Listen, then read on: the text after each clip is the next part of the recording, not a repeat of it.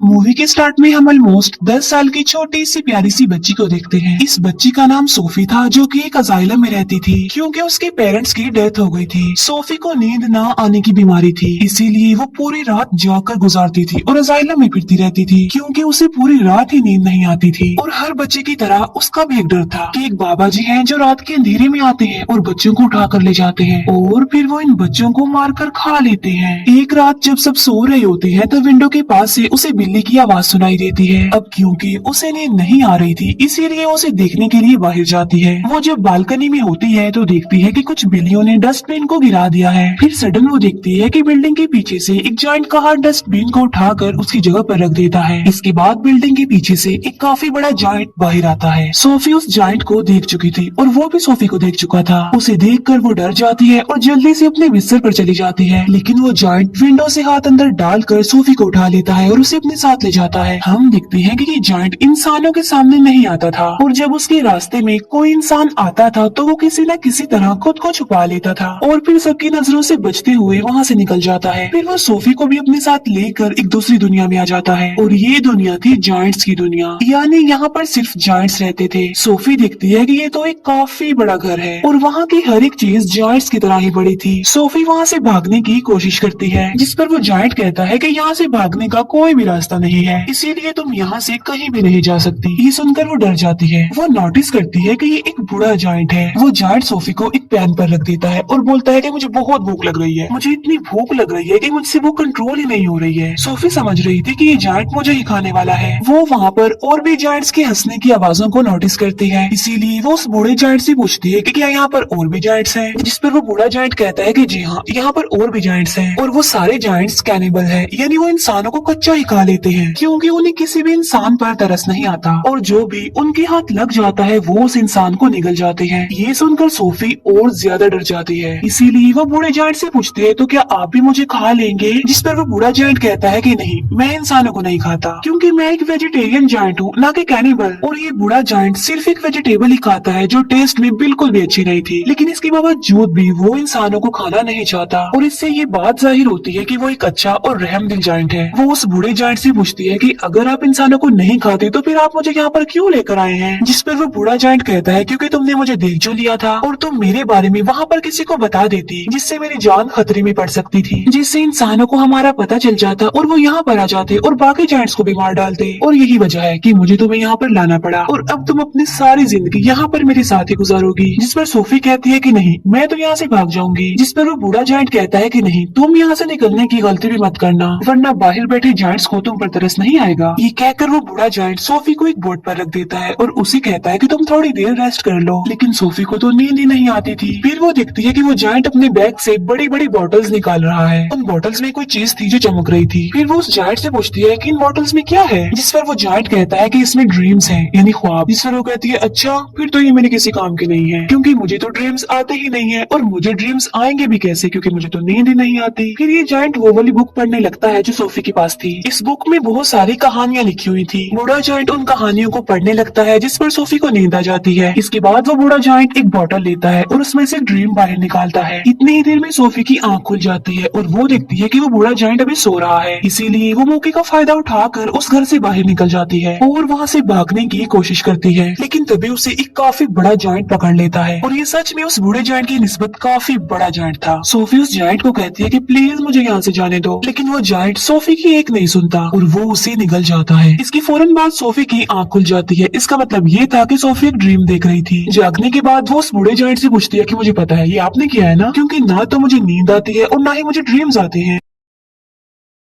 लेकिन आपने ये जो मुझे ड्रीम दिखाया है ये तो बहुत डरावना था। जिस पर वो जायंट कहता है कि मुझे ऐसा करना पड़ा और मैंने ऐसा इसीलिए किया है ताकि मैं तुम्हें ये बता सकूं कि बाहर तुम्हारे लिए कितना खतरा है, इसी वजह से तुम्हारे लिए बेटर होगा कि तुम यहीं पर ही रहो। बूढ़ा जायंट सोफी को समझाता है कि यहाँ पर जो जायंट्स है ना वो मुझसे साइज में काफी बड़े हैं और मैं तो उन जायंट्स के सामने कुछ भी नहीं हूँ क्योंकि मैं छोटा सा जायंट हूँ और बूढ़ा भी हूँ। अभी वो लोग बातें कर ही रही थी कि तभी वहाँ पर एक काफी बड़ा जायंट अंदर आ जाता है और वाकई ये उस बूढ़े जायंट की निस्बत काफी काफी बड़ा था। वो जायंट आते ही बूढ़े जायंट से पूछता है कि बताओ तुम किससे बात कर रहे थे बोले। अब यहाँ पर सारे जायंट्स बूढ़े जायंट को बोना कहते थे क्योंकि वो साइज में सबसे ही छोटा था। बूढ़ा जायंट जवाब देता है कि नहीं तो मैं तो किसी से बात नहीं कर रहा था। इसी दौरान सोफी भी कहीं पर छुप जाती है। इस बड़े जायंट के हाथ पर चोट लगी थी, इसीलिए वो पट्टी करवाने के लिए बूढ़े जायंट के पास आया था। अब क्योंकि वो जायंट कैनिबल था, इसी वजह से उसे उस घर में से इंसान की खुशबू आती है, इसीलिए वो वहाँ पर पड़ी हर एक चीज को देखने लगता है। तभी सोफी उस सब्जी के अंदर चली जाती है जो वो बूढ़ा जायंट खाता था, और जब वो जायंट उस सब्जी को स्मेल करता है तो उसे उसमें से इंसान की खुशबू आती है।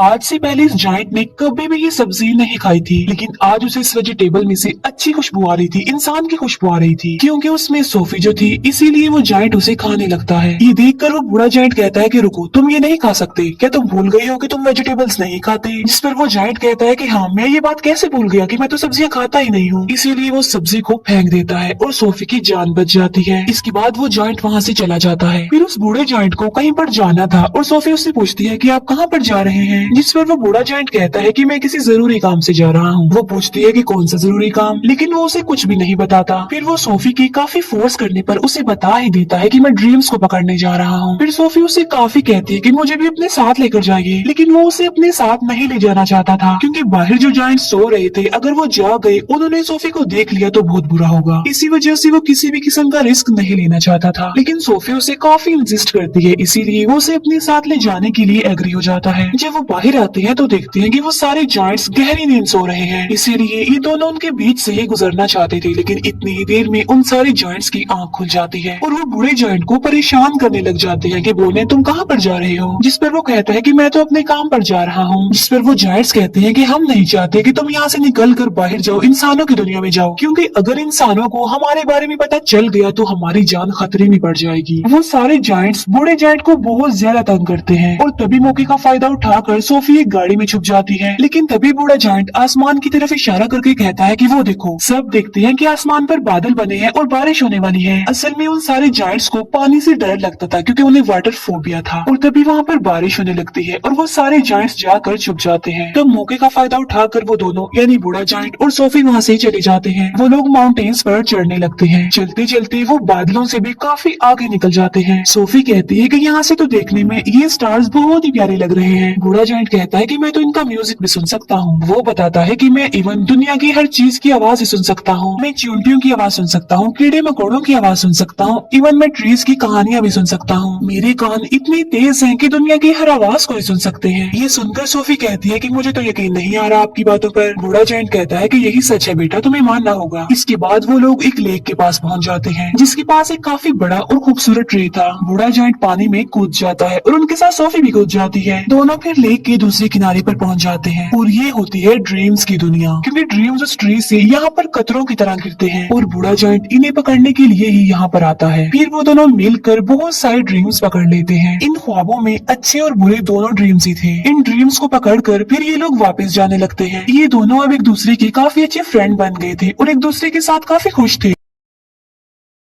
बूढ़ा जायंट उसे अपनी दुख भरी कहानी भी सुनाता है कि यहाँ पर सारे जायंट्स मुझे बोना कहते हैं, लेकिन फिर वो एक बात सोचकर खुश हो जाता है कि मुझे यहाँ पर कोई ऐसा भी मिला था जो मुझे बिग फ्रेंडली जायंट कहता था। ये सुनकर सोफी कहती है तो आज से मैं भी आपको बिग फ्रेंडली जायंट यानी BFG ही कहूंगी। ड्रीम्स पकड़ने के बाद ये लोग सिटी में घूमते फिरते हैं, जहाँ पर बच्चे अपने अपने घरों में सो रहे होते हैं और बिग फ्रेंडली जायंट यानी BFG उन्हें नींद में बहुत अच्छे अच्छे ड्रीम्स देता है ताकि लोगों को उनके ड्रीम्स में खुशियाँ मिल सके। यहाँ पर हम ये जान पाते हैं कि BFG एक बहुत ही अच्छे दिल का जायंट है जो ड्रीम्स की दुनिया से ड्रीम्स लाकर लोगों को देता है ताकि सोते हुए ही सही ये उन लोगों की जिंदगियों में खुशियाँ तो ला सके। सोफी पूछती है कि ड्रीम्स के बारे में आपको क्या आपके पेरेंट्स ने बताया था, जिस पर वो जायंट यानी BFG कहता है कि जायंट्स के पेरेंट्स नहीं होते। फिर वो BFG से उसकी एज पूछती है कि आपकी उम्र कितनी है। BFG जवाब देता है कि जितनी उम्र इस दुनिया की है उतनी ही मेरी है, यानी जब से ये दुनिया बनी थी तब से ये जायंट्स भी बन गए थे, लेकिन ये इस दुनिया में ही इंसानों से छुप कर रहते हैं दीवारों के पीछे। फिर वो दोनों वापस जाने लगते हैं। सोफी अचानक पूछती है कि मेरा ब्लैंकेट कहाँ पर है। असल में सोफी का ब्लैंकेट जायंट्स की दुनिया में ही रह गया था और इस बात की वजह से BFG परेशान हो जाते हैं, इसीलिए वो सोफी को कहते हैं कि अब मैं तुम्हें अपने साथ नहीं ले जा सकता, क्योंकि अब तक उन जायंट्स को पता चल गया होगा कि मेरे साथ कोई इंसान भी है। और यहाँ पर बीएफजी सोफी को एक बात बताता है कि बहुत सालों पहले मुझे एक बच्चा मिला था और वो भी इतना ही प्यारा और इनोसेंट था जितनी कि तुम हो, और तुम्हारी तरह उसने भी मुझे देख लिया था। इसी वजह से मैं उस बच्चे को भी जायंट्स की दुनिया में ले गया और उसी बच्चे ने मुझे पढ़ना सिखाया। और ये जो जैकेट तुमने पहन रखी है ये मेरे उसी मासूम छोटी सी फ्रेंड की है। लेकिन इससे पहले कि मैं उस बच्चे को उसकी दुनिया में वापस लेकर आता काफी देर हो चुकी थी, और मैं बिल्कुल ये नहीं चाहता कि जो उस बच्चे के साथ हुआ है, मेरे उस दोस्त के साथ हुआ है, वो तुम्हारे साथ भी हो, क्योंकि तुम भी तो मेरी एक दोस्त ही हो ना। इसीलिए वो सोफी को वहीं पर छोड़कर वहाँ से जाने का फैसला करता है। हालांकि सोफी उन्हें काफी मना करती है यहाँ रुकने पर और उसके साथ चलने की जिद करती है, लेकिन वो जायंट इस बार उसकी बात नहीं मानता। तब बीएफजी उसे अजाइलम में छोड़कर वहाँ से जाने लगता है। अब क्योंकि सोफी वहाँ पर रुकना नहीं चाहती थी, इसीलिए वो बालकनी से कूद जाती है, क्योंकि उसे पता था कि बीएफजी उसे बचा लेंगे। और होता भी ऐसा है, बीएफजी उसे बचा लेता है और इसीलिए ना चाहते हुए भी उसे सोफी की बात माननी पड़ती है। इसी वजह से वो उसे जायंट्स की दुनिया में दोबारा से ले आता है, जहाँ पर बाकी जायंट्स पहले ही उन लोगों के लिए वेट कर रहे थे, क्योंकि सारे जायंट्स जान चुके थे कि बूढ़े जायंट के पास कोई इंसान है। इसीलिए सारे जायंट्स अब जानना चाहते थे कि वो इंसान कौन है, कहाँ पर है। इसीलिए वो ब्लैंकेट की खुशबू की मदद से बीएफजी के घर को चेक करते हैं और सारे सामान की तोड़ फोड़ कर देते हैं। लेकिन बीएफजी उस ब्लैंकेट को जला देता है जिसमें सोफी की खुशबू थी। फिर वो उन सारे जायंट्स को अपने घर से जाने के लिए बोलता है। सोफी वहाँ दीवार पर लगी एक पिक्चर को देखती है जो कि प्रिंसेस की पिक्चर थी। उस पिक्चर को देखकर सोफी को एक आइडिया आता है और वो बीएफजी को कहती है कि आप प्रिंसेस के लिए एक ड्रीम बनाएं और उस ड्रीम में आप ये बताना कि जायंट्स की एक दुनिया पाई जाती है इसी दुनिया में, और वो सारे जायंट्स इतने खतरनाक है कि बच्चों को मारकर खा लेते हैं, और इसी ड्रीम में आप हम दोनों को भी शामिल कर लेना ताकि जब हम प्रिंसेस के सामने जाएं तो वो हमें पहचान ले। ये सुनकर बीएफजी ऐसा ही करता है और वो जायंट्स की दुनिया में रहने वाले सारे जायंट्स का एक ड्रीम बनाता है और वो उस ड्रीम में खुद को और सोफी को भी डाल देता है, और साथ साथ वो सिटी के बहुत सारे मिसिंग बच्चों को भी डाल देता है। फिर वो उस ड्रीम को लेकर प्रिंसेस के घर के पास चले जाते हैं और ये प्रिंसेस की नींद में वो ड्रीम डाल देते हैं और प्रिंसेस वो सब कुछ देख लेती है जो ये प्रिंसेस को दिखाना चाहते थे। प्रिंसेस की जब आँख खुलती है तो वो बहुत ज्यादा डरी हुई होती है, क्योंकि ये एक डरावना ड्रीम था, क्योंकि जायंट्स बच्चों को खा रहे थे। प्रिंसेस इस ड्रीम के बारे में अपने केयर टेकर को भी बताती है, जिस पर वो केयर टेकर कहती है कि आप फिक्र मत कीजिए, ये आपका सिर्फ एक डरावना ड्रीम था। लेकिन जब वो न्यूज़पेपर पढ़ती है तो कहती है कि ये तो बहुत अजीब बात हो गई, क्योंकि कल रात बहुत सारे बच्चे मिसिंग हो गए थे अपने अपने घरों से, और ये सेम वैसा ही हुआ है जैसा आपने ड्रीम देखा है। तभी प्रिंसेस कहती है कि पर्दे हटाओ, और पर्दे हटाते ही विंडो पर सोफी खड़ी हुई थी। असल में ये चीज भी उन्होंने ड्रीम में डाल दी थी और उसमें बीएफजी को भी डाल दिया था। तब सोफी उन्हें बीएफजी के बारे में बताती है और साथ साथ वो प्रिंसेस से प्रॉमिस भी लेती है कि आप मुझसे वादा करेंगे आप बीएफजी को कोई नुकसान नहीं पहुंचाएंगी। तब बीएफजी प्रिंसेस के सामने आता है और तमीज से उनके सामने झुक जाता है। तब प्रिंसेस भी अपने प्रॉमिस को पूरा करती है। अच्छा, यहाँ पर जायंट्स की ना एक फनी बात भी थी कि वो किसी भी वर्ड को ठीक से नहीं बोलते थे, इसीलिए वो महारानी को मर्जानी कहता था, बीएफजी इंसान को इंसान कहता था और ऐसे ही उल्टे सीधे लफ्ज बोलते थे। इसके बाद प्रिंसेस उनका अच्छे से वेलकम करती है और उन्हें एक काफी अच्छी दावत देती है। फिर ये लोग सारी बात प्रिंसेस को बता देते हैं कि जायंट्स की दुनिया में 9 बड़े बड़े जायंट्स ऐसे हैं जो इंसानों और बच्चों को पकड़कर खा लेते हैं। इसीलिए प्रिंसेस उनकी हेल्प करने के लिए तैयार हो जाती है और अपनी एक पूरी आर्मी तैयार कर लेती है, जो कि बीएफजी की मदद से अपने हेलीकॉप्टर्स में बैठकर जायंट्स की दुनिया के लिए निकल जाते हैं। अब इन्होंने यहाँ पर एक प्रॉपर प्लान बनाया हुआ था, इसीलिए वो प्लान के मुताबिक एक जगह पर रुक जाते हैं, क्योंकि ये पूरी तैयारी के साथ उन पर अटैक करने के लिए आए थे। प्लान ये था कि बीएफजी एक ड्रीम बनाएंगे और उस ड्रीम में बीएफजी इन जायंट्स के लिए शर्मिंदगी और पछतावा डालेंगे उनके बुरे कामों के लिए जो उन्होंने किए थे, और बीएफजी ऐसा ड्रीम बना भी लेता है। लेकिन जैसे ही बीएफजी ड्रीम्स को उन जायंट्स में डालने के लिए जाता है, तब उन्हें याद आता है कि ड्रीम डालने वाली चीज तो मैं प्रिंसेस के महल में ही छोड़ आया हूँ, और उस चीज के बगैर ऐसा करना रिस्की था क्योंकि उन जायंट्स के पास जाना था। लेकिन सोफी हिम्मत करके उस ड्रीम वाले जार को उस जगह पर लेकर चली जाती है जहाँ पर वो जायंट्स सो रहे थे। लेकिन इससे पहले कि सोफी उस जार को तोड़ पाती, उन जायंट्स का लीडर उठ जाता है और वो जैसे ही सोफी को पकड़ने वाला होता है, सोफी उस जार को तोड़ देती है और ये ड्रीम उन जायंट्स की नींद में चला जाता है जो भी सो रहे थे। और जब वो जायंट्स जागते हैं तो उन्हें अपने बुरे काम पर शर्मिंदगी होती है, लेकिन जो जायंट्स का लीडर था वो तो जाग रहा था, इसीलिए उसे कोई भी पछतावा और शर्मिंदगी नहीं होती और इसीलिए वो सोफी पर अटैक कर देता है। लेकिन तभी बीएफजी उस जायंट के सामने आ जाते हैं। अब क्योंकि BFG बहुत छोटे थे इसीलिए वो जायंट उन्हें अपने हाथ में उठा लेता है, लेकिन जैसे ही वो BFG को मारने लगता है प्रिंसेस की पूरी आर्मी हेलीकॉप्टर्स के साथ वहाँ पर आ जाती है और वो लोग सारे जायंट्स को पकड़कर अपने साथ ले जाते हैं और उन्हें समंदर के बीच में एक आइलैंड पर छोड़ दिया जाता है। अब क्योंकि इनके चारों तरफ पानी था और ये तो पानी से डरते थे इसीलिए वो वहाँ से भाग नहीं सकते थे और इसीलिए अभी हमेशा के लिए यहाँ पर फंस गए हैं। प्रिंसेस उन जायंट्स के लिए वहाँ पर सब्जी के बीज भी फेंक देती है ताकि ये जायंट्स उन बीजों की मदद से वहाँ पर सब्जी उगाएं और सारी जिंदगी ये वो सब्जी ही खाएं। अब क्योंकि उन जायंट्स को ये सब्जी पसंद नहीं थी लेकिन अब ना चाहते हुए भी उन्हें ये सब्जी खानी पड़नी थी और पूरी जिंदगी इसी आइलैंड पर रह कर ये सब्जी ही खानी है। इसके बाद हम सोफी को देखते हैं जो बस आइलैंड में नहीं रहती बल्कि प्रिंसेस के महल में रहती है और यहाँ पर सोफी बहुत खुश होती है और वो जब चाहे BFG से बात भी कर सकती है क्योंकि BFG ने बताया था कि वो इस दुनिया की सारी आवाजें सुन सकते हैं। दूसरी तरफ BFG जो कि जायंट्स की दुनिया में बिल्कुल अकेले रह गए हैं जिन्होंने जायंट्स की दुनिया में उस सब्जी के अलावा और भी बहुत सारी वेजिटेबल्स उगा ली है और वो भी अपनी लाइफ में बहुत खुश है। सोफी हर सुबह जाकर विंडो पर आती है और BFG को गुड मॉर्निंग कहती है जिससे BFG सुन लेते हैं और उसका जवाब देते हैं और ये प्यारी सी मूवी यहीं पर एंड हो जाती है। Thank you for watching.